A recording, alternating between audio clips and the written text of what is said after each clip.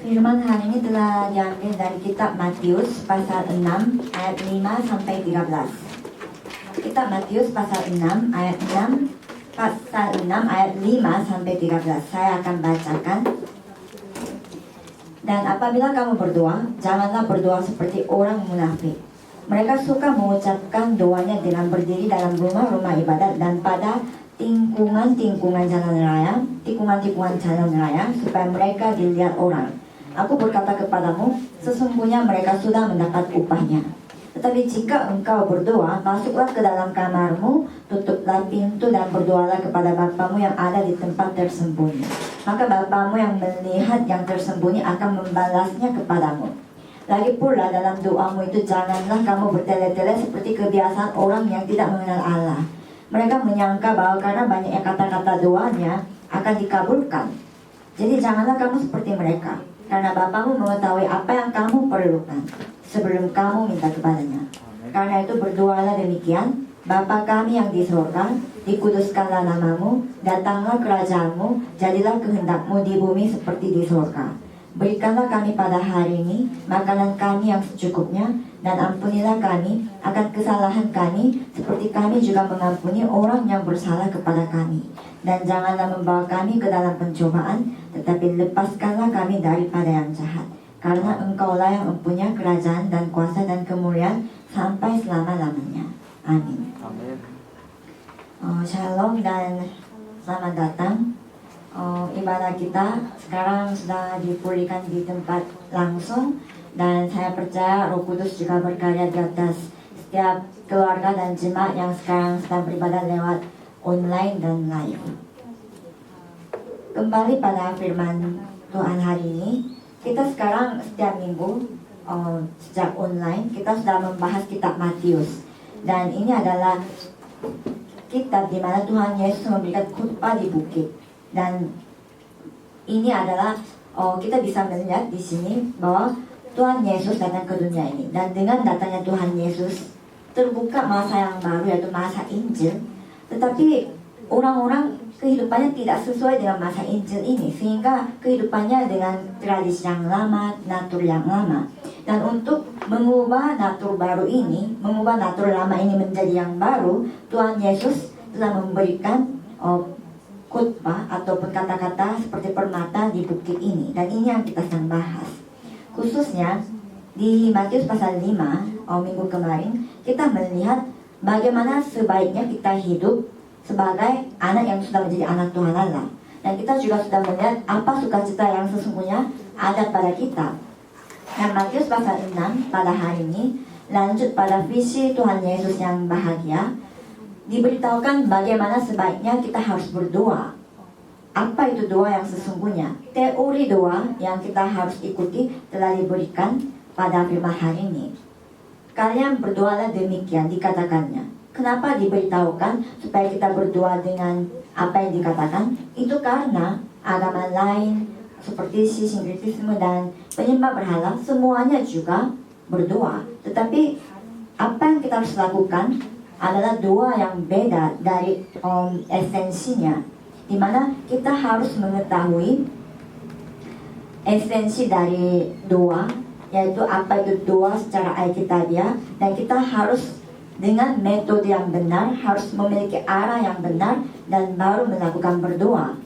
Karena itu seperti judul khotbah hari ini, yaitu prinsip doa yang alkitabiah. Prinsip doa alkitabiah yang pertama, kita akan melanjut prinsip doa ini minggu ini pertama, dan minggu depan dan minggu berikutnya kita akan lanjut lagi pada sesi berikutnya. Jadi apa yang kita harus lihat adalah Tuhan Yesus sendiri memberitahukan, mengajarkan apa itu doa kepada murid-muridnya. Karena pada saat itu pemimpin-pemimpin agama dan orang-orang Farisi di Israel, mereka melakukan doa tetapi secara formalitas, sangat formalitas. Karena mereka melakukan doa itu bukan di hadapan Tuhan Allah, tetapi mereka melakukan perbuatan doa itu untuk menunjukkan betapa kudusnya mereka. Jadi untuk memperlihatkan hal itu mereka melakukannya. Memang ada bentuk kekudusan secara luar, tetapi tidak ada kuasa kekudusan itu dalam doa itu. Artinya doa yang mereka lakukan itu sebenarnya sia-sia. Dan dengan mulainya Matius pasal 6, apa yang kita bisa melihat adalah ada satu hal yang kita harus ketahui dalam kehidupan rohani kita, di mana di ayat 1, Matius pasal 6 ayat 1, kita bisa lihat, ingatlah jangan kamu melakukan kewajiban agamamu di hadapan orang supaya dilihat mereka. Karena jika demikian, kamu tidak beroleh upah dari Bapamu yang di sorga, dikatakannya. Apa maksudnya ini? Maksudnya adalah, saudara melakukan kehidupan iman saudara itu bukan di hadapan manusia, tetapi di hadapan Tuhan Allah. Kehidupan rohani saudara itu bukan untuk menunjukkan kehidupan itu kepada orang lain, tetapi untuk di hadapan Tuhan Allah. Karena kehidupan beriman secara luar itu tidak disenangi oleh Tuhan Allah sama sekali. Kita memberikan persembahan itu untuk menunjukkan kepada orang lain, atau kita memberi bantuan orang untuk menunjukkannya, ataupun kita datang ke gereja pun untuk menunjukkan bahwa saya datang ke gereja, ataupun kita membuat orang lain sukacita. Jika itu menunjukkan untuk orang lain, Tuhan Allah tidak menerimanya, dan itu bukan kehidupan iman yang sejati. Saya memberkati seluruh jemaat Dewan supaya semuanya, saudara semuanya, para jemaat semuanya menjadi murid 24 jam yang dapat menjangkau 237 bangsa dengan melakukannya kehidupan iman di hadapan Tuhan Allah, bukan secara agamawi. Sebagai subjudul yang pertama adalah doa yang memegang esensinya. Ayat 5 saya akan bacakan. Dan apabila kamu berdoa, janganlah berdoa seperti orang munafik. Mereka suka mengucapkan doanya dengan berdiri dalam rumah-rumah ibadat dan pada tikungan-tikungan jalan raya, supaya mereka dilihat orang. Aku berkata kepadamu, sesungguhnya mereka sudah mendapat upahnya. Sebelum Tuhan Yesus memberitahukan teori doa yang benar, yang sejati, Tuhan Yesus memberitahukan terlebih dahulu tentang doa yang salah, yaitu doa yang tidak benar. Karena pada saat kita berdoa, dikatakan bahwa kita tidak boleh berdoa seperti orang munafik. Dan orang munafik di sini sebenarnya menunjuk pada orang Farisi. Pada saat itu, pada saat orang Yahudi, orang Yudea melakukan kehidupan agama, ada 3 hal yang harus mereka jaga. Ada 3 hal yang menjadi patokan mereka.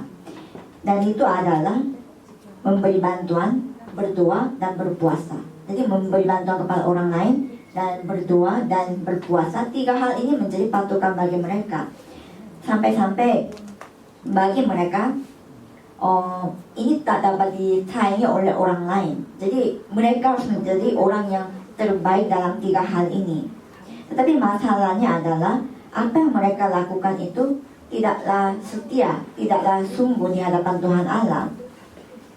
Mereka sengaja melakukan ini di pintu masuk, di rumah ibadat, di tikungan-tikungan jalan, untuk menunjukkan kepada orang yang lain. Jadi mereka melakukan semua perbuatan agamawi itu untuk menunjukkannya kepada orang lain bahwa saya adalah orang yang melakukan hal seperti ini. Mereka itu begitu sibuk untuk membanggakan diri mereka.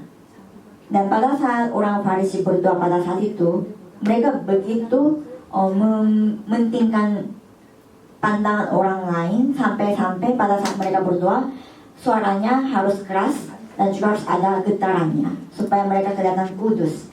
Dan juga untuk menunjukkan bahwa mereka mendapatkan roh dari Tuhan Allah, mereka juga harus lebih sengaja berdoa dengan menggerakkan bahunya, dan untuk memperlihatkan bahwa mereka itu begitu dipenuhi dengan Roh Kudus. Hal-hal yang dibuat itu harus dilaksanakan oleh mereka. Dengan kata lain, mereka itu melakukan itu untuk memuaskan diri mereka.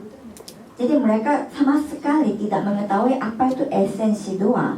Dan jika kita pergi berzirah di Israel, banyak sebenarnya saudara di jalanan dari jauh bisa melihat hal ini sekarang pun masih terjadi.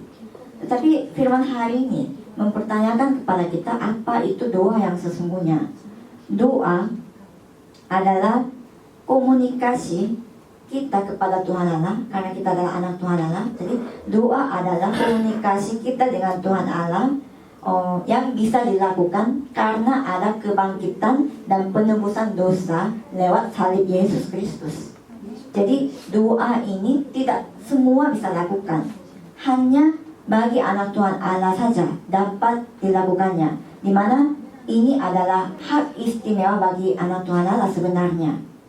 Karena apa yang terjadi di Kejadian pasal 3 adalah manusia jatuh dosa asal, manusia jatuh pada dosa asal, dan semua manusia setelah di Kejadian pasal 3 karena jatuh di dosa asal ini, apa yang terjadi adalah hubungan mereka terputus dengan Tuhan Allah, tidak bisa lagi tinggal bersama dengan Tuhan Allah dan tidak bisa lagi berkomunikasi dengan Tuhan Allah. Terputus komunikasi manusia dengan Tuhan Allah, sehingga manusia yang berdosa ini telah meninggalkan Tuhan Allah, hidup di tengah kutukan.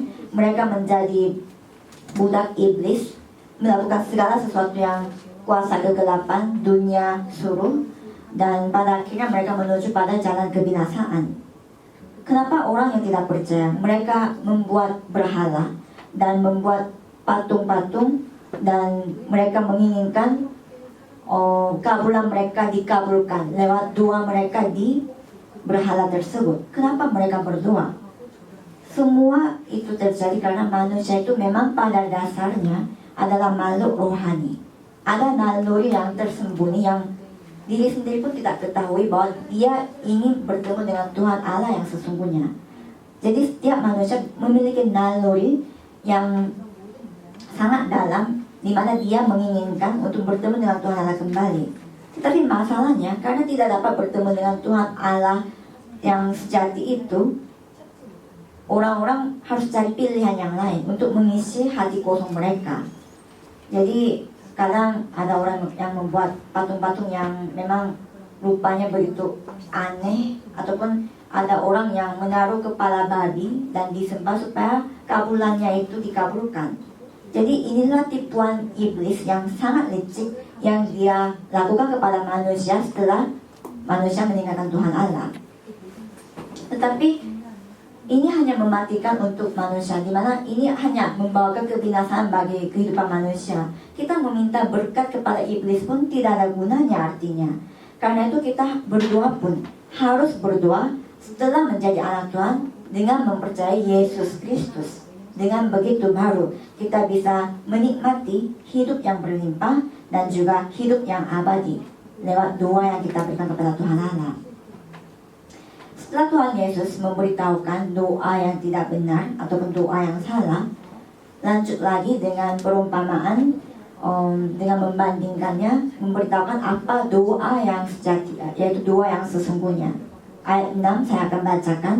Tetapi jika engkau berdoa, masuklah ke dalam kamarmu, tutuplah pintu dan berdoalah kepada Bapamu yang ada di tempat tersembunyi.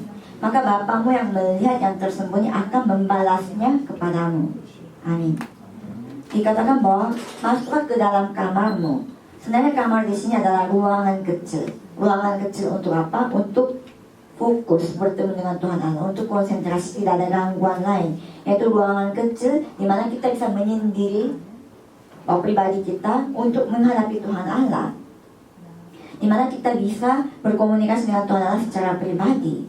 Dan ruangan kecil seperti ini tidak membicarakan ruangan yang tertutup yang tidak bisa orang lain masuk. Ruangan kecil ini sebenarnya kita bisa buat di mana saja, dimanapun kita berada. Karena yang penting di sini, poin di sini dalam ruangan ini adalah tempat di mana tidak diganggu oleh orang lain, di mana kita bisa berkomunikasi dengan Tuhan Allah dengan dalam dan fokus. Jika bisa melakukan itu, itulah ruangan yang dimaksud di sini, kamar yang dimaksud di sini. Kita memberikan doa beraturan dan juga ibadah teratur. Semua itu dimaksud untuk dilakukannya di ruangan kecil ini. Dan cara doa seperti ini sebenarnya bukan ide manusia. Ini bukan ide manusia, tetapi ini adalah satu cara yang Tuhan Allah beritahukan kepada kita supaya kita dapat menikmati kasih karunia. Saya berharap supaya seluruh jemaat Dewan bisa cari ruangan kecil saudara secara pribadi, supaya ada sukacita baru ditemukan lewat komunikasi saudara dengan Tuhan Allah. Ayat 7 saya akan bacakan. Lagi pula dalam doamu itu janganlah kamu bertele-tele seperti kebiasaan orang yang tidak mengenal Allah. Mereka menyangka bahwa karena banyaknya kata-kata doanya akan dikabulkan. Berikutnya Tuhan Yesus beritahukan bahwa pada saat kita berdoa, janganlah kita bertele-tele pada saat berdoa. Bertele-tele di sini adalah mengatakan hal yang sama berulang kali terus-menerus tanpa pemikiran. Seperti kebiasaan, kayak menghafal mantra. Jadi kita berdoa kayak menghafal mantra. Doa seperti ini yang dimaksud dengan doa bertele-tele. Doa, pada saat kita melakukannya, walaupun kita hanya mengatakan satu kalimat, ingat bahwa komunikasi atau pembicaraan yang kita lakukan Tuhan Allah itu ada hubungannya dengan Tuhan Allah, di mana itu adalah komunikasi yang hidup, yang memberikan hidup bagi kita. Karena itu doa perjanjian sangatlah penting. Doa perjanjian bukan doa bertele-tele. Doa perjanjian adalah kita pegang firman yang disampaikan lewat mimbar. Firman yang disampaikan lewat mimbar pada hari Minggu, kita pegang itu. Dan sesuai dengan firman tersebut itu, kita melihat jadwal pribadi kita yang Tuhan Allah izinkan. Dan kita menjadikan doa menjadi prioritas dalam hidup kita. Itulah yang dimaksud dengan doa perjanjian. Setiap minggu kita diberikan khotbah. Kita harus pegang firman khotbah itu. Dan setiap tahun Tuhan juga memberikan firman tahunan. Kita juga harus pegang janji Tuhan itu pada tahun itu. Dan dengan didasari perjanjian-perjanjian ini, kita harus berdoa kepada Tuhan Allah. Untuk itu gereja Yeon selalu mempersiapkan satu doa untuk dibaca, buku doa untuk dibaca, supaya kita bisa langsung baca dan tidak bertele-tele melakukan doa. Dengan begini kita bisa mengarah pada arah yang benar dan melakukan doa yang benar.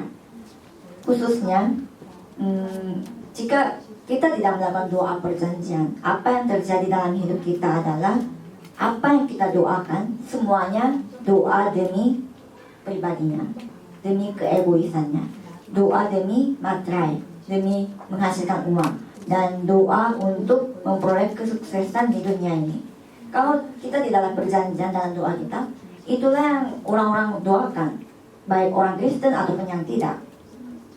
Karena itu kita harus memiliki arah doa yang benar, supaya kita berdoa fokus pada Kristus, dan doa untuk perluasan kerajaan Allah, dan doa supaya Roh Kudus berkarya dalam hidup kita dengan kuasanya. Dengan begitu baru keegoisan kita itu bisa dibuang, kita bisa keluar dari kerangka lama kita dan masuk ke dalam kerangka baru, di mana kerangka kita sekarang tertuju pada hanya Kristus saja. Di mana tadinya, dulunya mungkin kehidupan kita hanya hidup demi uang.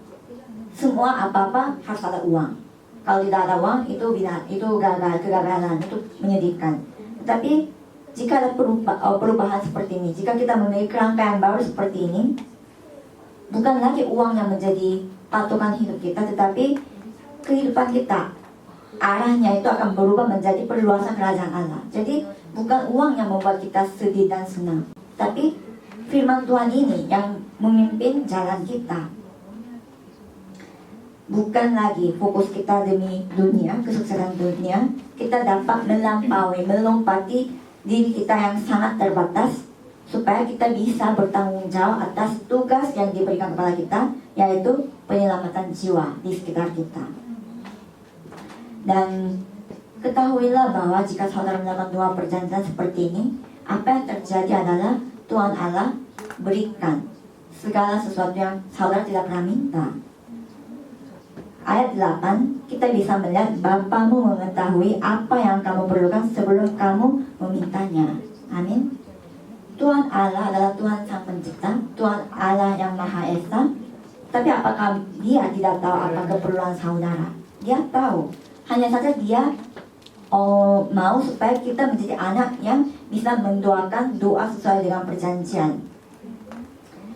Efesus pasal 3 ayat 20, Rasul Paulus mengakui bahwa bagi Dialah yang dapat melakukan jauh lebih banyak daripada yang kita doakan atau pikirkan, seperti yang ternyata dari kuasa yang bekerja di dalam kita. Ini adalah pengakuan yang begitu menyentuh hati.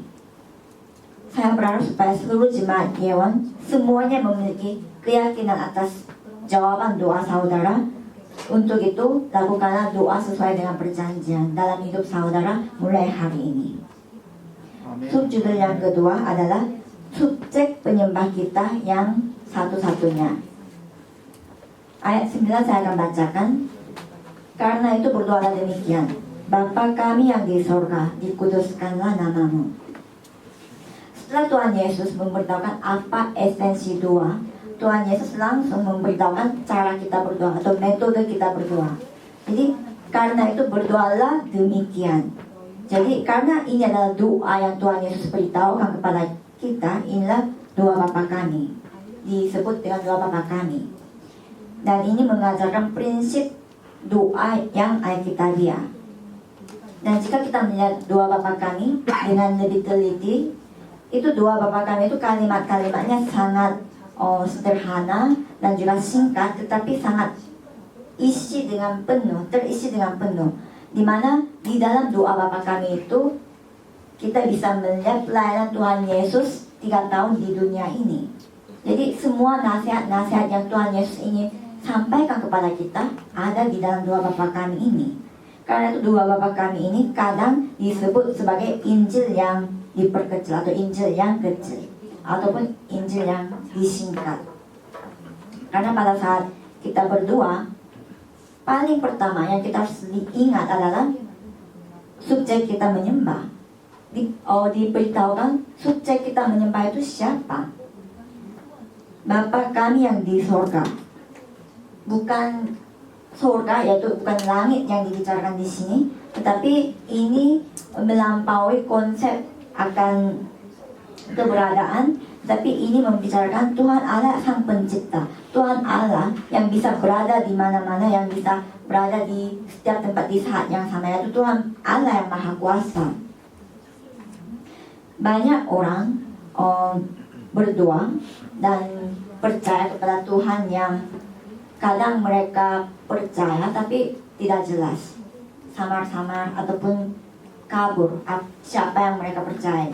Tapi Tuhan Allah yang kita percaya adalah Tuhan Allah yang sangat jelas, sempurna, dan individualitas kepada kita. Dan Tuhan Allah yang sangat keren seperti ini adalah Tuhan Allah yang kita percaya. Jadi betapa sebenarnya kita harus bersukacita karena dapat berdoa kepada Tuhan Allah yang sangat mantap. Dan lebih luar biasanya lagi adalah kita mempercayai Tuhan Allah yang Maha Kuasa ini, tapi kita tidak hanya memanggil Dia sebagai Tuhan Allah yang Maha Kuasa, tapi juga kita bisa memanggil Dia sebagai Bapa kita. Seorang teolog mengatakan bahwa pada saat Tuhan Yesus, masa-masa Tuhan Yesus, katanya tidak seorang pun dapat memanggil Tuhan Allah sebagai Bapa. Tidak pernah juga ada yang mengajarkan kepada jemaat untuk memanggil Tuhan Allah sebagai Bapa. Tidak ada yang memberikan edukasi seperti itu. Bangsa Israel pada saat itu sangat takut memanggil Tuhan Allah, nama Tuhan Allah, sehingga mereka tidak bisa panggil nama Tuhan Allah yaitu Yehova, sehingga mereka ganti bagian nama Tuhan itu sebagai Elohim atau Adonai. Karena mereka begitu takut memanggil nama Tuhan Allah. Memang jika kita melihat perjanjian lama dan hukum-hukum Taurat, memang ini sepatutnya mereka rasakan. Tapi setelah masa yang baru, yaitu masa Injil dibukakan oleh Tuhan Yesus mengajarkan kepada kita supaya kita panggil Tuhan Allah sebagai Tuhan Allah Bapa kita. Roma pasal 8 ayat 15. Sebab kamu tidak menerima roh perbudakan yang membuat kamu menjadi takut lagi, tetapi kamu telah menerima roh yang menjadikan kamu anak Allah. Oleh roh itu kita berseru, ya Aba, ya Bapa. Amin. Kita bukan lagi anak iblis. Kita bukan lagi anak yang mendapatkan murka. Kita bukan lagi seorang budak yang harus menghadapi Tuhan Allah dengan rasa takut. Kita bisa memanggil Tuhan Allah, kita bisa berhadapan dengan Tuhan Allah seperti seorang anak kecil bertemu dengan bapaknya yang selalu ia sayangi dan rindukan. Karena kita telah menjadi orang yang berhak untuk menerima kasih itu. Tadinya memang tidak, tapi lewat Yesus Kristus ini kita sudah berhak kembali untuk menerima kasih ini. Ibrani pasal 4 ayat 16 juga kita bisa lihat di mana lewat pelayanan Kristus yang telah memberikan penebusan dosa kita, kita dengan penuh keberanian menghampiri tahta kasih karunia supaya kita menerima rahmat dan menemukan kasih karunia untuk mendapat pertolongan kita pada waktunya. Inilah hak istimewa anak Tuhan yang paling utama yang anak Tuhan miliki. Untuk itu saya berharap supaya seluruh jemaat Yeon menggunakan kuasa doa yang saudara miliki, yang mungkin selama ini saudara tidak pernah gunakan, tapi gunakanlah kuasa doa yang ada pada saudara. Jadi, Bapa kami yang di sorga, dikuduskanlah namamu. Di sini ada satu istilah yang unik yang kita bisa lihat, yaitu Bapa kami. Bapa kami, bukan Bapa, tapi dikatakan Bapa kami. Kenapa harus Bapa kami? Itu karena seorang anak Tuhan bukanlah seorang pribadi yang harus hidup sendirian di dunia ini, tapi hidup di tengah satu kesatuan Injil, yang fokusnya adalah Yesus Kristus. Jadi kita melakukan kehidupan iman ini dalam bentuk komunitas, dalam bentuk kebersamaan, bukan sendirian. Itu yang ditekankan di sini. Untuk itu dikatakan Bapa kami yang di surga. Karena itu, saudara melakukan kehidupan iman di dalam gereja ini, dalam kebaktian ini, harus memiliki kesadaran akan keluarga, kesadaran akan oneness, kesatuan. Dan dalam kata istilah kami, Bapa kami di sini, sebenarnya juga tertampung makna misi sebenarnya. Yaitu bangsa Israel, mereka memiliki ideologi apa? Mereka memiliki ideologi bahwa hanya mereka saja yang terpilih, mereka saja yang bisa mendapatkan keselamatan. Tetapi seluruh jemaat Yeon, ingatlah bahwa saudara sebagai anak Tuhan Allah pada saat berdoa bukan hanya mendoakan diri saudara, bukan hanya mendoakan bangsa saudara saja, tetapi ingat, saudara diberi tugas untuk menjangkau 237 bangsa. Mereka semua yang ada di 237 bangsa adalah jemaat Tuhan. Siapapun, jika dia percaya Yesus Kristus, jika doa saudara lebih terbuka, pandangan saudara seperti ini, maka skala saudara akan menjadi berubah. Skala saudara bukan lagi skala saudara yang kecil yang saudara miliki selama ini, tapi menjadi skala Tuhan Allah. Saudara akan alami itu dalam hidup saudara, dan pasti saudara akan menjadi saksi dalam hal ini. Saya berharap supaya seluruh jemaat Yeon, saya memberkati saudara semuanya dalam nama Yesus Kristus, saudara dapat melompati diri saudara, melompati wilayah saudara, negara saudara, supaya saudara semuanya menjadi misionaris dan murid 24 jam yang dapat terjun ke dunia. Sebagai kesimpulannya adalah pendeta Walford, dia mengarang satu pujian, lagu pujian yang mengatakan dalam bahasa originalnya Sweet Hour of Prayer, dan dalam bahasa Indonesia judulnya adalah Inilah Jamku Berdoa.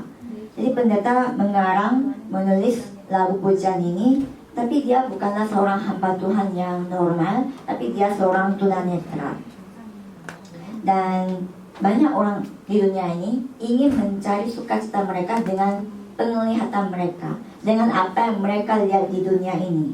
Tapi pendeta Walford yang tidak kelihatan matanya, yang tidak bisa melihat apapun, walaupun tidak dapat melihat apapun dengan matanya, dia selalu memiliki jam untuk memiliki hubungan dengan Tuhan Allah, untuk berkomunikasi dengan Tuhan Allah. Dan lewat kerohanian yang dia terima, lewat jam-jam yang dia miliki dengan Tuhan Allah, dia menemukan satu sukacita yang begitu luar biasa saat dia berdoa. Karena itu dia mengatakan bahwa inilah jamku berdoa, yaitu jam yang paling dia nikmati dan paling dia senangi dan gembira. Dan Fanny Crosby, dia juga adalah seorang yang sangat terkenal dalam dalam penulis lagu pujian dalam kekristenan. Dia juga adalah seorang tunanetra, tetapi semua lagu-lagu pujian yang dia tulis itu semuanya mengucapkan rasa syukur dia pada saat dia bertemu dengan Tuhan Allah, pada saat dia berdoa.